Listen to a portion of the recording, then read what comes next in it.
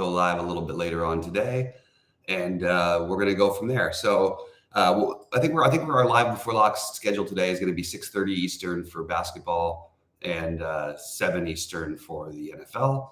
So we're going to get into it real quick. I'm just going to talk through this 2-gamer from what I see, on the first side of things, and coming off of a little, the big chop on opening night has me a little more invigorated and more excited about playing these 2 gamers. So we're just sorting by ownership and going through the plays here. Obviously, you have Embiid, who's going to be the natural spend up tonight, or one of the natural spend ups. I think he'll be fairly popular. I think the price is still too low on Tyrese Maxey, and maybe not too low. 7,500 it seems high, but I actually think he's going to be an 8K player without Harden this year. So I think that these guys are all pretty strong plays. The question is there anything we can do to get different here? PJ Tucker, let's see what we have. This is the only kind of slates that I usually play a guy like PJ Tucker, but you got him projected at 28 minutes. He's 3,600, a source of value that, will pay off one time out of maybe 7. And at 4% ownership, I think that's probably worth taking a little bit of a gamble on that he gets some minutes.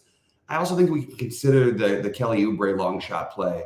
But for the most part, I think that the main guys are from Philly you're going to be playing tonight are going to be Embiid, Maxey, Milton.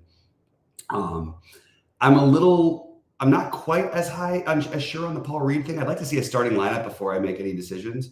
But as you can see right now, you got the projected starters as Tucker. So I don't really know about the Paul Reed thing. I think that's going to be more what people do. So maybe the one pivot I can really find in this game is maybe playing some PJ Tucker instead of Paul Reed. Paul Reed is a much more talented player. He's got much more talented, from a DFS standpoint. And I think he's a solid play. The problem is I just want to try to find ways to get a little bit different.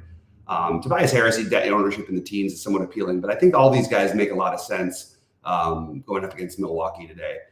I'm going to be, if you can play Giannis, I don't know if you can get Giannis, Durant, and Embiid in.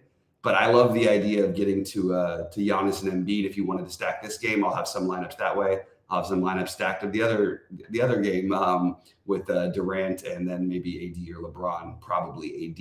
We'll get into that in a minute. But you see Lillard's price at 9K, a little lower than we're used to seeing him as. That's another way you could do the stack is maybe, play Giannis on one side. Play Embiid on one side, maybe play Lillard at a slightly discounted price down there. I don't know why Chris Middleton's ownership will be this low. Except for the fact that he's probably, I'm guessing there's a minutes limit on him. I didn't know that. Yeah, that's the running end of the minute limit early on. So I still think it's a guy you could take a gamble on, considering he's going to be low owned. No one's going to play Brook Lopez and Bobby Portis tonight, and I think those guys are all these are all interesting plays because they're all going to be the lowest owned plays on the slate. So I'm going to be mixing and matching. I'll probably overweight all of these single digit plays: the Portis, the Lopez, the Middleton. And not sure what I'm going to be doing yet with the Giannis Lillard thing. We're going to figure that out in just a minute. It's going to be really hard not to play Jordan Goodwin tonight, assuming that Booker and Beal are still out, and Damian Lee for that matter too. I believe, yeah. So I think Goodwin is, he's going to be 90% owned, very difficult to fade. Definitely want to overweight, all these guys, and this is where all the ownership's going to go, as you can see. It's going to spread out. I don't think anybody's going to play any Saban Lee. That's a large field tournament play that I would probably take a shot on. I will be definitely, near the field on all these guys. I think you kind of have to play Durant as your priority spend up over the other guys just because there's nobody else there, none of the other studs to contend with. And I think Nurkic is a really solid play. So I do think Durant, Nurkic, maybe then you would go Embiid. I think that would be your natural first 3 guys in kind of a thing that you want to spend some actual salary on. You'd have to use up both your center spots. I think it's an interesting route to go. So definitely something I'm considering doing. These early looks on these 2 gamers are always a little bit tough because I think it's much more valuable to go through it later. And I always like doing it with a co-host so I can, go back and forth on some ideas I didn't think of, but tough to do. I do think these numbers are a little bit askew for LeBron and AD. It's going to be hard for them to get that much ownership tonight because of the amount of people who are going to play Giannis, Embiid, Durant. But I think there might be enough value to get them in. So we're just going to have to see how that one plays out. I would go heaviest on Austin Reeves. I'd be much higher on Austin Reeves than Russell. You can see the early possessions like Russell better. I prefer AD over LeBron here. but I don't think it's a big difference. And like I said, those center spots, with Nurkic and Embiid both being pretty solid options, a little harder to get to, but certainly a strong play. Taurean Prince was great the other night for his value. I think what I'm going to do is just way overweight Gabe Vincent tonight. I'm going to go with Gabe Vincent.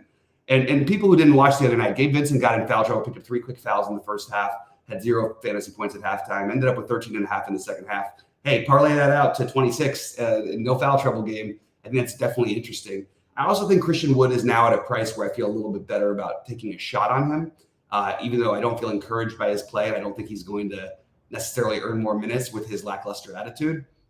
But I do like the Gabe Vincent play. So just to sort of recap it, I think Gabe Vincent, PJ Tucker are 2 of my favorite low-owned plays because at least we're going to get the minutes where they have the opportunity to do something. I think Goodwin is a very difficult fade. I probably am just going to lock him in as of right now, assuming that he does get the start. And I'm probably going to have to play at least 3 Phoenix players on all my lineups as of this moment.